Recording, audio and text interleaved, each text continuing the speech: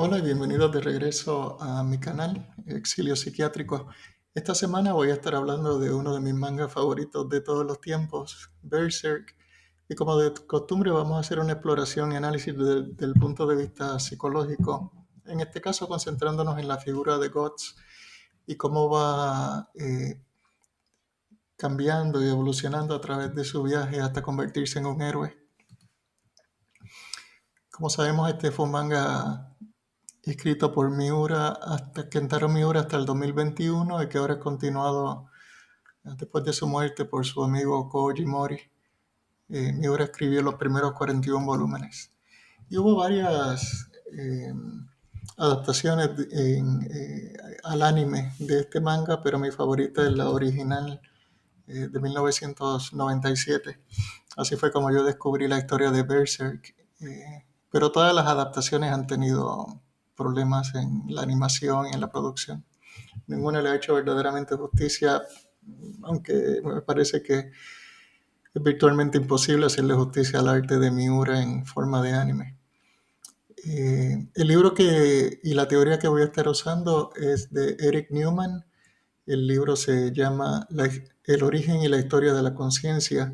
Y Eric Newman fue un estudiante de Carl Jung. Eh, Él murió en 1960 y este libro fue publicado en 1949. Y algo que nos pasó a muchos cuando fuimos expuestos a la historia de Berserk fue un tipo de fascinación con lo que aconteció, que la mente seguía regresando a lo que habíamos visto, recreándolo, viéndolo de diferentes perspectivas. Y Newman dice que cuando esto pasa es porque la mente se encuentra con un símbolo, algo que formula un componente inconsciente que es esencial. Me parece que la historia de Berserk funciona como símbolo y vamos a ver en este video de qué forma hace eso. El fundamento teórico es en la teoría junguiana que la ontología repite la filogenia. Eso significa que en su desarrollo el individuo pasa o repite por las mismas etapas por las que pasó la especie en su desarrollo. Digamos, por ejemplo, filogenia siendo el desarrollo de la especie. En un tiempo no existía la mente individual, solo existía la mente colectiva al principio de la conciencia humana. Solamente existía una conciencia colectiva, todo estaba definido en base al grupo. La voluntad del grupo, la identidad del grupo, mi rol en el grupo. Y eventualmente pasó que aparecieron en la humanidad individuos, mentalidades individuales que se separaban del grupo. Pero eso era raro, eso era la excepción. Estos individuos entonces asumían un rol de líder que avanzaban la mentalidad del grupo. Y el legado de estos individuos, de estos líderes, quedaba plasmado en los mitos que fueron escritos en diferentes etapas de la humanidad.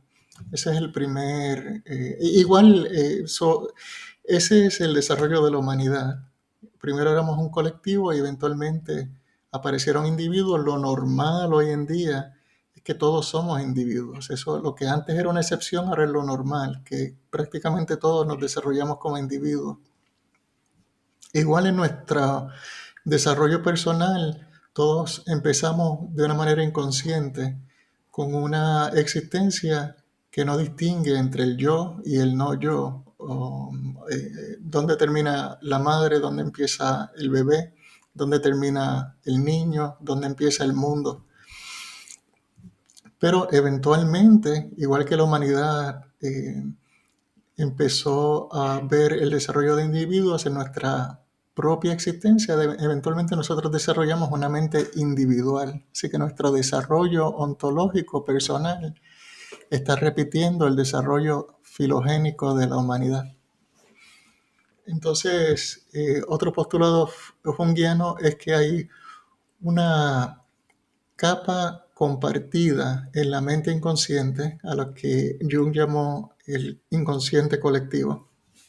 Y esta estructura es heredada y es intrínseca a la especie. Básicamente esto significa que nosotros no somos un papel en blanco al nacer, que nosotros no somos 100% producto de nuestras experiencias culturales, experiencias personales y condicionamientos culturales, sino que traemos algo ya intrínseco al mundo que interacciona con ese contexto y entonces se produce nuestra mente individual. Dice Jung y por extensión Newman que la conciencia surge y se desarrolla desde el inconsciente. Y durante su desarrollo necesita contrarrestar una tendencia de regresar al inconsciente. Vamos a explorar eso en más detalle en un momento. Entonces los mitos que encontramos alrededor del mundo comparten una estructura en común porque reflejan el proceso universal de un ego desarrollándose desde el inconsciente. Y en mi opinión, Berserk tiene esta estructura de mito. Entonces, en muchos mitos a lo largo del mundo vemos la figura de un monstruo, un dragón, que es enfrentado por un héroe.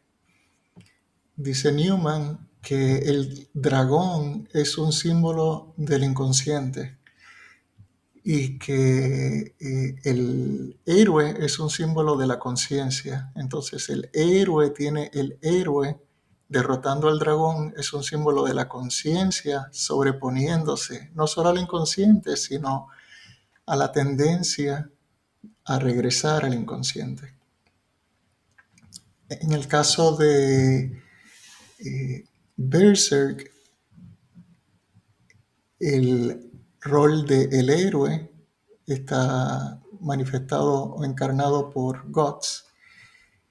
El rol del inconsciente o el monstruo que hay que derrotar está encarnado por Griffith. Ahora, en términos de desarrollo individual, personal, la conciencia, el héroe, es repetido en cada familia por el hijo o hija, mientras que el inconsciente o el monstruo que hay que derrotar, del que hay que separarse, del que hay que independizarse, está manifestado por la madre. Si la dinámica no es saludable y nos encontramos en el caso de una madre excesivamente posesiva, entonces el hijo queda como en un tipo de jaulita para pájaros. No puede crecer, no se puede desarrollar. La madre no respeta el desarrollo individual de ese hijo o hija. Entonces lo ve solamente como una forma de satisfacer sus propias necesidades egoístas, que el hijo está ahí para cuidarla, que el hijo está ahí para satisfacer su propio narcisismo y que el hijo no debe desarrollar una vida propia o una mente propia. Es la batalla de cada hijo o hija romper esa dependencia psicológica para poder independizarse y desarrollarse como individuo. Eso lo vemos en Guts. La dinámica de Griffith y Guts no es saludable. Después del primer duelo, Griffith se apodera de Guts y le dice, ahora tú eres mío, tú me perteneces. Para Griffith, Guts era solamente un instrumento para alcanzar sus propios sueños. Y él no permitía el desarrollo individual de Guts. Guts solo le servía como ese instrumento para sus propios sueños. Por eso Guts eventualmente, para independizarse, tuvo que enfrentar ese monstruo, tuvo que derrotar la figura materna que en la estructura de Berserk la representa Griffith. El primer intento de Guts a independizarse, que fue este duelo, lleva directamente al eclipse. Guts no hizo nada malo. Él se independizó, siguió su propio camino y fue Griffith como un tipo de figura materna tóxica, el que fue incapaz de vivir con que God se independizara. Entonces regresó como un monstruo, como un dragón, para consumirlo y destruir su vida. Ok, entonces dice Newman en su libro que si nosotros examinamos los mitos a través de la historia de la humanidad, tienden a reflejar un desarrollo en donde los mitos más antiguos presentan a la madre como una figura creadora por sí sola. No hay una figura paterna. Más tarde, los mitos se desarrollan y muestran una figura materna que fue impregnada por un dios transpersonal o a veces por un demonio. Y en última instancia vemos un grupo de mitos en donde la madre fue impregnada por un dios rey. Esta también es la transición desde el matriarcado hacia el patriarcado, donde una vez el patriarcado se establece, la madre queda en un rol más subyugado y es el dios, es el rey dios, el que es la figura principal que está engendrando al héroe. En mi opinión, GOTS pertenece a este primer grupo de mitos, en donde la madre es la única creadora. Eso lo exploramos en un momento. Ok. Y nos encontramos en Berserk con un símbolo muy poderoso del inconsciente, que es el eclipse. Dice Newman que nuestra primera experiencia en el mundo como niños, como un bebé dentro del útero materno y después como un recién nacido y como todo niño hasta que desarrolla su capacidad verbal y un sentido de yo. Ese primer estado que experimentamos en el mundo es un estado de estar contenido en un todo, sin responsabilidad, sin esfuerzo, sin dudas y sin división del mundo en opuestos. Esto es lo que es representado a través de las diferentes tradiciones del mundo como un estado paradisíaco que se pierde, que añoramos y que deseamos volver a experimentar. Por eso habíamos dicho antes que una vez desarrollamos nuestra individualidad, nuestro ego, nuestro sentido de yo, hay una tendencia a regresar a la inconsciencia, porque extrañamos ese paraíso, extrañamos ese estado en donde no había conflicto, no había responsabilidad, todo era provisto para nosotros. En el útero no teníamos que comer, no teníamos que defecar, hacer nada, todo, todo estaba, eh, eh, estábamos siendo cuidados en todos los sentidos sin ningún tipo de responsabilidad, ni esfuerzo, ni conflicto. Pero al nacer, la única forma de nacer al mundo como individuo es definiendo nuestra propia existencia y diciendo, aquí empiezo yo, aquí termino yo, aquí empieza el mundo.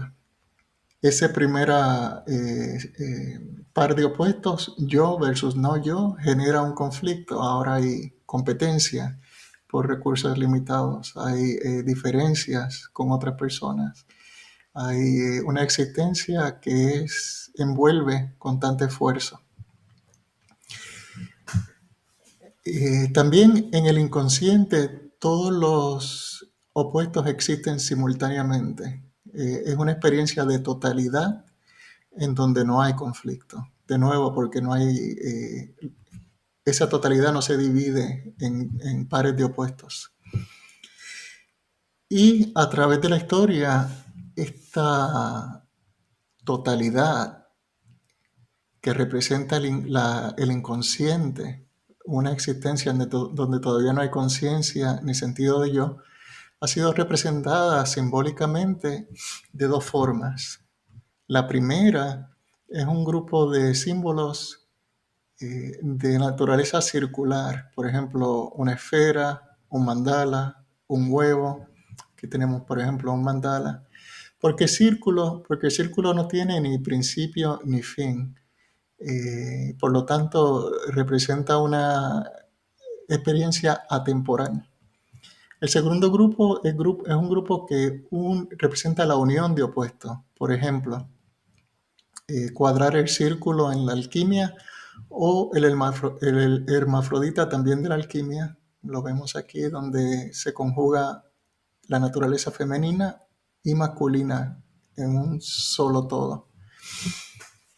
La razón por la que el eclipse de Berserk, que es un símbolo tan poderoso, que crea es la fascinación que crea, aparte de que lo dramático de los eventos y la traición de Griffith y todos los personajes queridos que perdemos en esa secuencia, es que el eclipse combina estos dos grupos a la misma vez que tiene una naturaleza circular que en el inconsciente activa una experiencia de lo atemporal.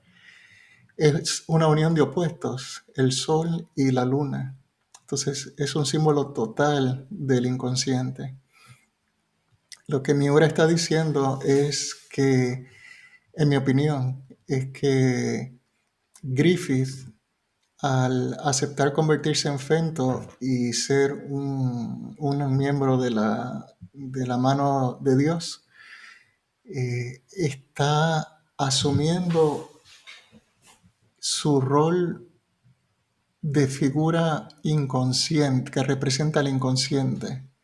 Hasta ahora había sido una figura materna para Guts, como habíamos visto anteriormente, y ahora pasó de figura materna a ser una representación más total del inconsciente. Ese es un momento pivotal, como sabemos, para Guts como personaje. Otro momento pivotal es el momento en que Guts emerge como individuo, donde empieza a haber una separación definitiva entre él y Griffith. Y esto sucedió cuando él ve a Griffith hablando con Charlotte y Griffith le dice a Charlotte que él no considera a nadie en la banda de los halcones como amigo, que para él considerar a alguien como su amigo tiene que verlo como un igual y él no ve a ninguno de ellos como un igual. Eso le abrió los ojos a Guts y él vio que él y Griffith no eran la misma persona, que él no podía seguir viviendo como un apéndice de Griffith, que él necesitaba sus propios sueños y sus propias metas. Ese fue el momento en que Guts nació como individuo al mundo, no solo como un mercenario que peleaba para existir, no solo como un apéndice de Griffith, sino como un hombre individual que ahora tenía sus propios sueños y quería caminar su propio camino y desarrollarse como su propia persona. Con esa conciencia, una vez él se desarrolla como individuo, viene un estado de separación. Lo que antes era unidad, ahora es separación y un sufrimiento de estar, digamos, solo en el mundo y tener que pararse sobre sus propios pies. Por eso siempre, de nuevo, hay una tendencia a regresar al inconsciente que la persona, la figura heroica, tiene que combatir, resistir esa tentación y seguir su desarrollo en la ruta a convertirse en un héroe. Ok, vimos los diferentes estadios de la figura materna a través de la historia del mito, según los describe Newman. Él también describe diferentes estadios de la figura del héroe en el mito. Hay tres, igual que hubo tres estadios de la figura materna, hay tres estadios de la figura del héroe.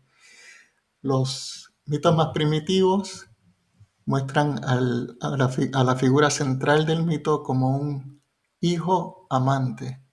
Este es el momento en que el protagonista del mito se separa del Ouroboros. Este término no lo voy a explicar en este video. Digamos, se separa de la figura materna, pero esta separación todavía es fluida, no es definitiva.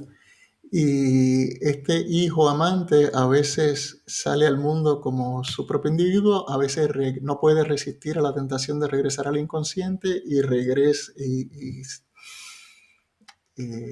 se rinde ante esa tentación, renuncia a su individualidad y vuelve a sumergirse en el seno materno para que esa figura materna tome todas las decisiones por él y se haga cargo de su vida.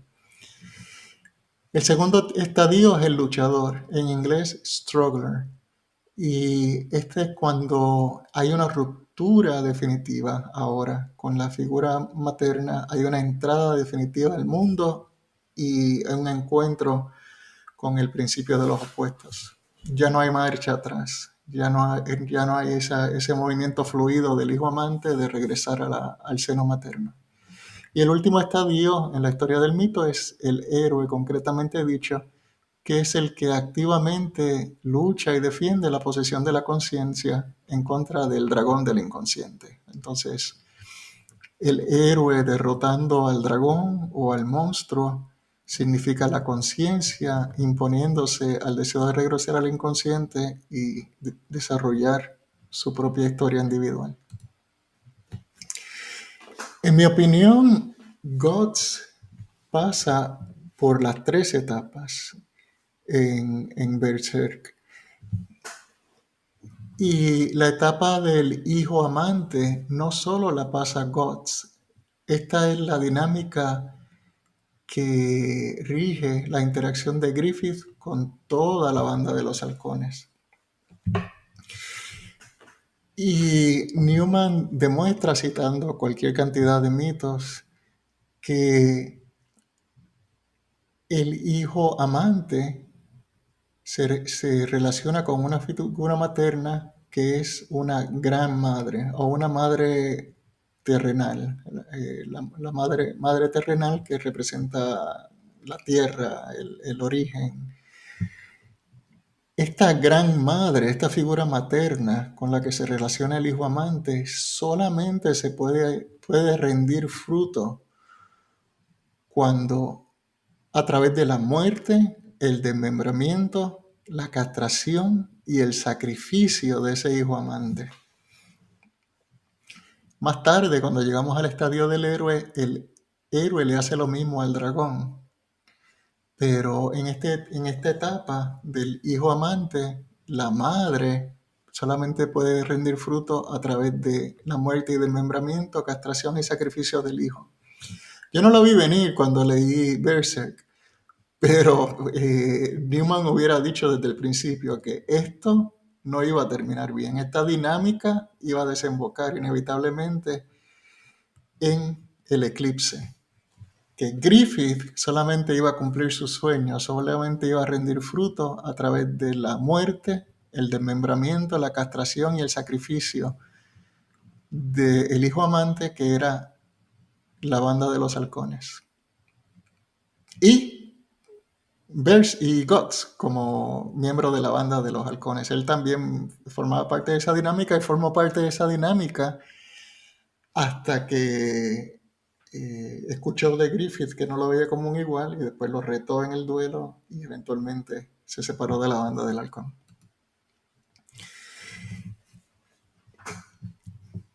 El paso definitivo de Guts, de hijo amante, a la próxima etapa, que es la etapa de luchador o struggler, pasa en el eclipse.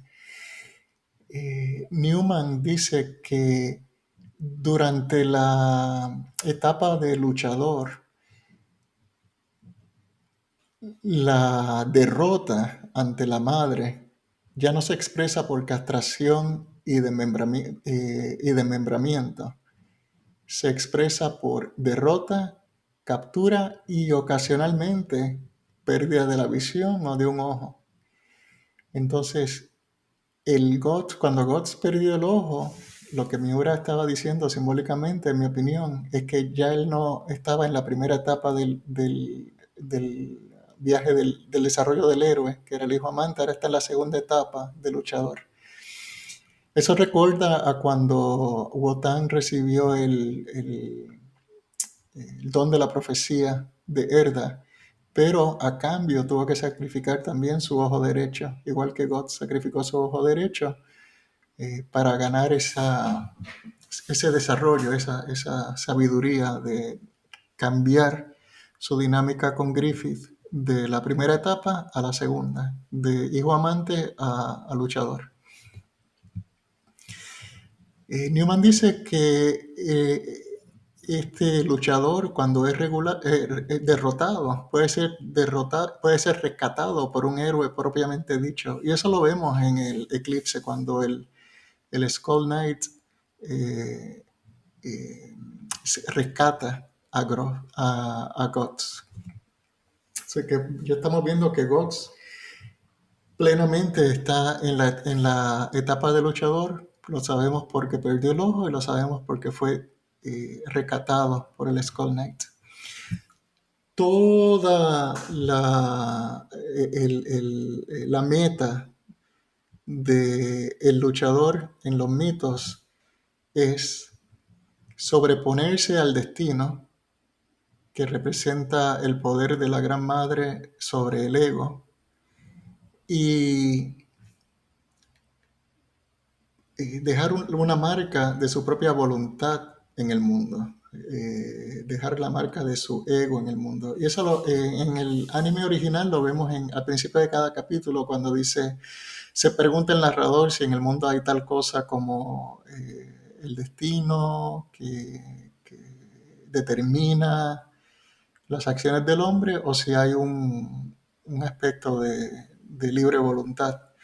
Eh, Así que tenemos a Guts como luchador, como struggler, marcado por la pérdida del ojo, por el rescate de el Skull Knight y porque su batalla principal es sobreponerse al destino mediante dejar la marca de su libre voluntad en el mundo. Esto es interesante porque en el manga el Skull Knight le llama Struggler literalmente a Gods. Y me gustaría saber los que leyeron el manga en español, cómo se traduce esto. Eso sería interesante verlo, porque literalmente, yo no sé si Miura estaba familiarizado con la teoría de Newman o si simplemente los dos llegaron a la misma conclusión por caminos distintos, pero el Skull Knight le llama Struggler a Gods. Cuando Guts llega a esta etapa de Struggler, ya está completamente separado de Griffith y su existencia es una de continua lucha. Él no puede ni siquiera dormir, se queda dormido y salen todas estas criaturas espectrales a chuparle la vida y constantemente a la defensiva. Y su vida está definida por desafiar a Griffith, a los apóstoles, a todo el mundo espectral. Y esto, irónicamente, es lo que gran madre, la madre en su aspecto terrible, desea. No haría a Griffith lo más feliz que haría Griffith en el mundo, no sería que Guts viviera para él, y ahora mismo Guts está viviendo para él. Está fijado en vengarse de Griffith, está fijado en luchar contra estos espectros, contra los apóstoles. Y toda su vida revuelve alrededor de eso.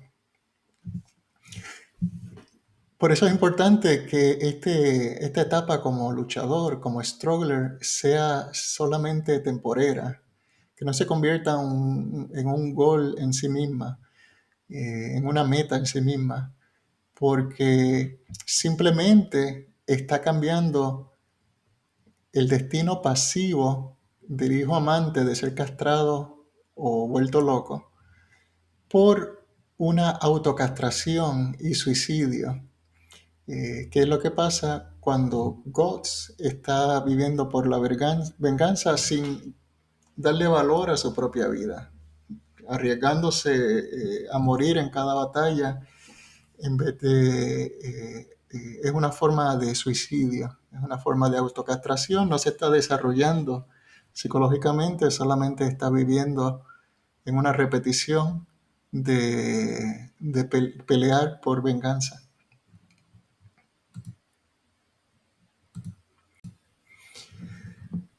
Entonces, la decisión que Guts va a tener que hacer es si quiere vivir para vengarse o quiere vivir, si su vida va a servirle a la venganza o va a servirle a la vida misma.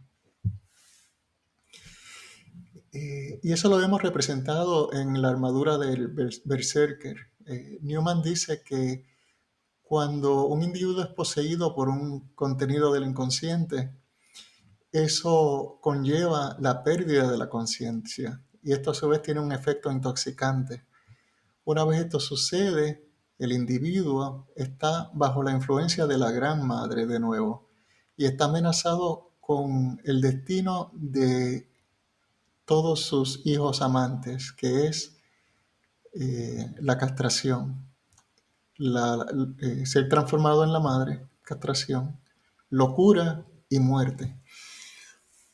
Entonces, cuando Guts usa la armadura Berserker, tiene ese efecto intoxicante que le da un dinamismo increíble, una potencia que le permite multiplicar sus facultades, su fuerza y hacerle frente a apóstoles que de otra manera no podría enfrentar.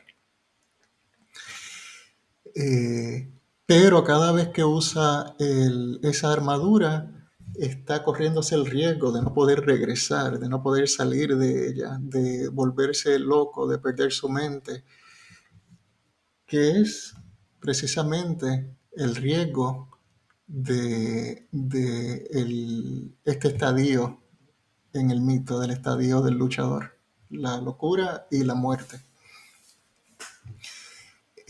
Probablemente lo que le pasó al Skull Knight al sobreusar su propia versión de la armadura del Berserker.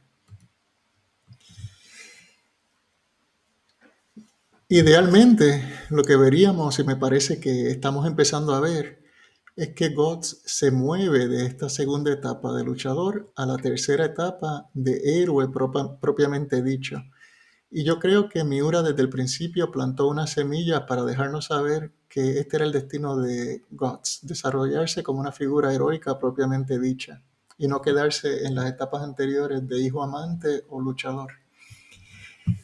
Hay un trabajo de Otto Rank, un psicoanalista freudiano, que se llama El mito del nacimiento del héroe, y mucha de esta laminilla sale de ahí. Eh, Donde él dice que al examinar los mitos de diferentes etapas del desarrollo de la humanidad en diferentes partes del mundo, se ve un patrón en donde la figura heroica tiene dos familias. Una familia que es excepcional, puede ser espiritual, puede ser divina, puede ser real, hijo de rey, y una familia, que esa es la familia de origen biológico, original del héroe, y una segunda familia que es normal, que es común, que es donde el héroe se cría. Y eso lo vemos en Gods. Tenemos la familia original de la que no sabemos nada y la familia terrenal representada por Gambrino. En general, esta familia, el padre de esta familia terrenal es la que manda al héroe a enfrentar el peligro y fue precisamente Gambrino el que mandó a Guts, el que inició a Guts en la vida como mercenario. El futuro héroe generalmente mata a su padre terrenal y también vemos cómo Guts mató a Gambrino. Primera clave de que Guts está destinado a convertirse en un héroe propiamente dicho. También que su nacimiento fue la conjunción, igual que el eclipse fue la conjunción de dos opuestos, el nacimiento de Guts fue la conjunción de dos opuestos. El recién nacido contrapuesto con el cadáver de la mamá, el nacido de un cadáver.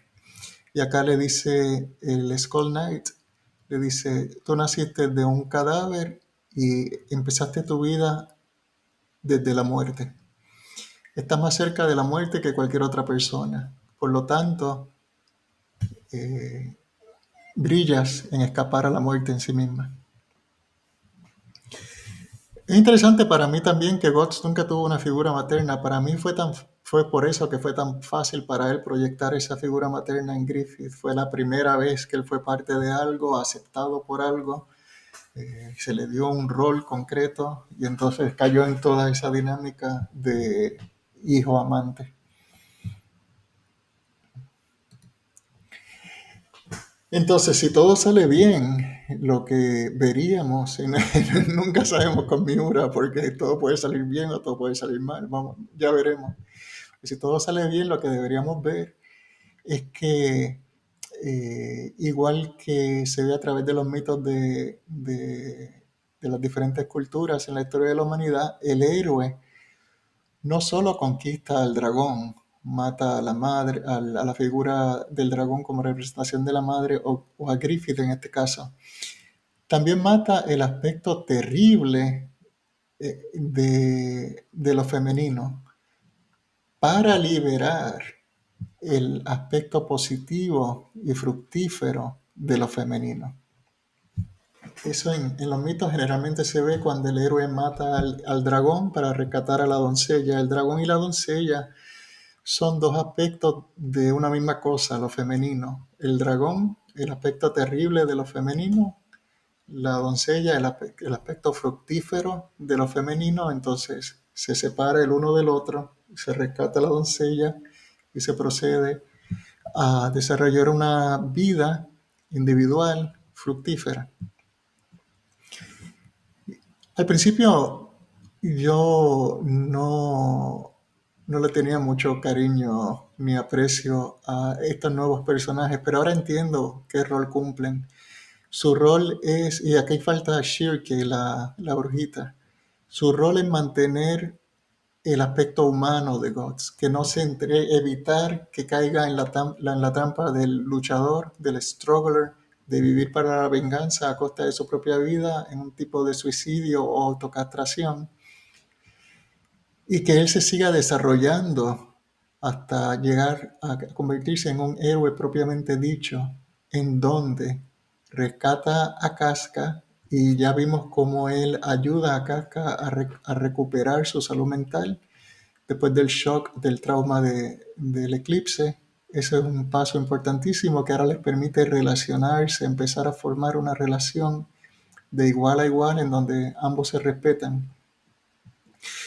Y ella es su propio individuo, él es su propio individuo, y Guts tiene unos vínculos humanos que permiten ese desarrollo como persona, donde ahora él está viviendo no solo para la venganza, sino lo que era su meta original, vivir como un hombre, como un individuo, forjar su propio camino, su propio legado. Ahora, yo no creo que él le va a dar la espalda a Griffith, no sería mucho cuento heroico si él le da la espalda a Griffith y se va y se olvida de la venganza. Pero la pregunta es, ¿cómo va a caer Griffith o Fento? Porque hay una diferencia abismal en el poder de ellos. Guts ni siquiera se le puede acercar. Y precisamente haciendo este video se me ocurrió esta teoría de una posible forma en la que Griffith o Fento puede caer. Recordamos que Casca estaba embarazada durante el eclipse. Este es el hijo que se suponía que naciera de Guts y Casca. Y vuelvo, como dije anteriormente, Guts no hizo nada malo. Guts hizo lo que tenía que hacer. Enfrentó a Griffith, se independizó, caminó su propio camino, regresó, se unió con Casca, se enamoraron, se convirtió en líder.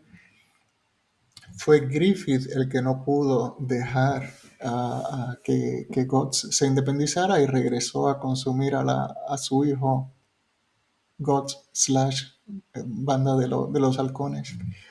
En ese proceso, durante el eclipse, él violó a Casca y al violar a Casca, él contaminó esta semilla, este futuro hijo, lo que era un embrión en ese momento. Y este potencial hijo se convirtió en esta figura grotesca deformada.